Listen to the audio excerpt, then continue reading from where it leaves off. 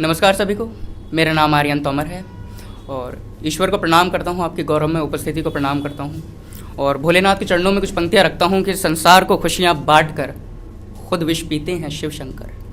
संसार को खुशियाँ बांट कर खुद विष पीते हैं शिव शंकर। अपने भक्तों के सारे दुख सीते हैं शिव शंकर। जटाओं से उनकी गंगा बहती है, बस मेरी आंखें तुमको तकती रहती हैं। महाकाल भी तुम, काल भैरव भी तुम, बड़े भोले भाले हैं शिव शंकर। भांग धतूरा खाकर मतवाले हैं शिव शंकर।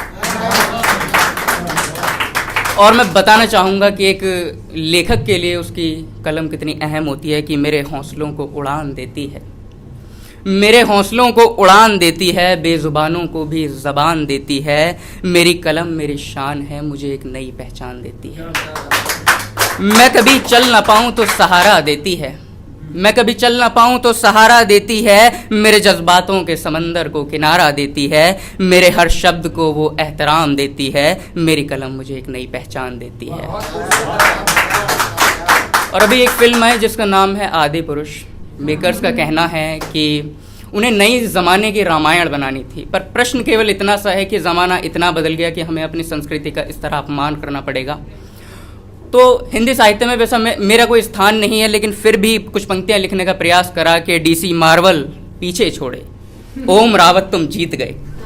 डीसी मार्वल पीछे छोड़े, ओम रावत तुम जीत गए। मेघनाथ पर टैटू बनाकर सारे लॉजिक को पीट गए। झेल चुकी है क्रोधित जनता, राम नाम ही जपती है। ये कैसी रामायण बनाई तुमने जिसका रावण भी इतना छपरी है।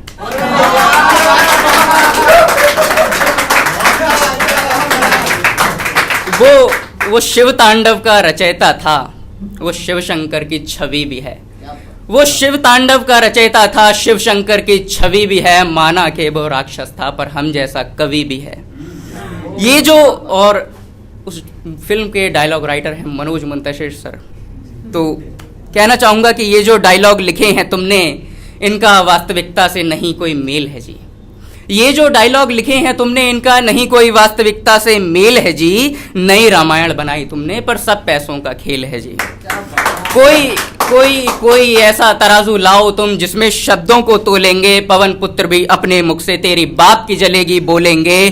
तुम ही बताओ क्यों ना मेरा हृदय शोभ से डोलेगा जब राक्षसगण भी बजरंगी को बुआ का लड़का बोलेगा।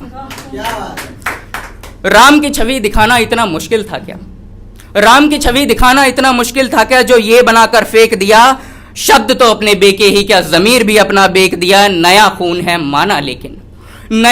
माना लेकिन कथा तो वही सुना देते। माता सीता को एक जगह तुम जरा सा सभ्य तो दिखा देते। मॉडर्न कहानी कहनी थी तो इतना भी करवा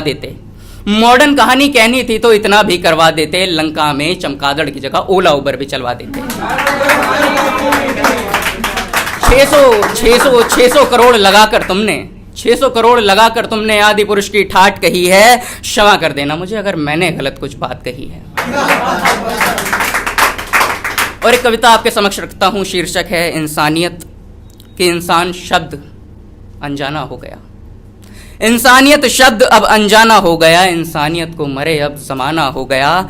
कुछ घूरती हुई बुरी नज़रें चुभ जाती हैं, राह में चलती बहनों की चुन्नी खिंच जाती है। अब तो हर रिश्ता बेगाना हो गया, इंसानियत को मरे ज़माना हो गया। बट चुके हैं आंगन अब तो टुकड़ों में यारो, बट चुके हैं आंगन अब तो टुकड़ों में यारो। अब अलग हर किसी का घराना हो गया। बदल चुकी हैं हवाएं इस कदर की, आदमी बहुत शातिर और सयाना हो गया। इंसानियत को मरे अब ज़माना हो गया। मुंह पर तेजाब और पेट्रोल डाला जाता है, मुंह पर तेजाब और पेट्रोल डाला जाता है। वो शैतान अपनी हैवानियत के लिए क्या क्या कर जाता है। वो अपनी करनी के परिणाम से अनजाना हो गया। इंसानियत को मरे अब ज़माना हो गया।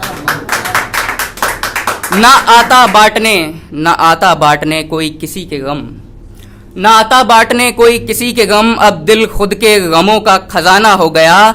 अब तो भूल जाओ मोहब्बत की बातें हैं दोस्तों, अब तो भूल जाओ मोहब्बत की बातें हैं दोस्तों। अब शराफत का ज़माना तो फसाना हो गया। इंसानियत को मरे अब ज़माना हो गया। और सर ने साक्षी जो केस था, मर्डर केस, उसके लिए कुछ कहा, तो मैंने भी बस कुछ पंक्तियाँ लिखने का प्रयास किया और समय सीमा को देखते हुए कुछ कहूँगा कि क्यों मेरी चीखें नहीं सुनी भारत की सरकारों ने, क्यों मेरी चीखें नहीं सुनी भारत की सरकारों ने, क्यों मेरी चीखें नहीं सुनी मंदिर के भगवानों ने, क्यों मेरी चीखें नहीं सुनी पौरुष के अभिमानों ने, क्यों मेरी चीखें नहीं सुनी जलती हुई मशालों ने। कब तक निर्भया की तरह हैवानों से दबोचा जाएगा, कब तक प्रियंका की तरह मेरे जिस्म को नोचा जाएगा, कब तक साक्षी की तरह चौराहे पर चाकू से गोदा जाएगा, और कब तक मेरे जिस्म को यूं बाजार में बांटा जाएगा, आखिर कब तक मुझे यूं टुकड़ों में काटा जाएगा। अब बस करो तुम्हारे इन सब कर्मों से, भारत माँ शर्मिंदा है। इंसाफ दिलाने वालों बोलो जरा, मेरा कातिल अभी तक क्यों जिंदा है। और बिना मोहब्बत के शायरी अधूरी है। तो हमने मोहब्बत को कविताओं में पढ़ा है, बस एक बड़ी हसीन है, लेकिन इस समय मोहब्बत की वास्तविकता क्या है वो मैं बताना चाहूँगा कि केवल दिमाग चल रहे, सच्चाई से नहीं कोई वास्ता। केवल दिमाग चल रहे, सच्चाई से नहीं कोई वास्ता। प्यार अब रह गया जिस्म पाने का एक रास्ता। इंसानों की हर चाह दौलत और कोठियों में रह गई, सच्ची मोहब्बत अब केवल बोटियों में रह गई। और ईश्वर की मैं हर चीज़ के लिए बड़ा ही शुक्रगुजार हूँ, लेकिन 3 चीज़ें ऐसी हैं जो मेरे लिए बड़ी अहम हैं कि मैं भारतवर्ष में जन्मा हूँ और मुझे लिखने का कुछ हुनर दिया, और मैं एक हिंदू हूँ। इन तीनों चीज़ों का मुझे बड़ा गर्व है। तो अंत में बस 2 पंक्तियाँ कहूँगा कि दया धर्म स्नेह प्रेम के हम आदी हैं, दया धर्म स्नेह प्रेम के हम आदी हैं, गर्व से कहो हम हिंदुत्ववादी हैं। और आपने बड़े धैर्य के साथ सुना। आप सभी का बहुत बहुत आभार।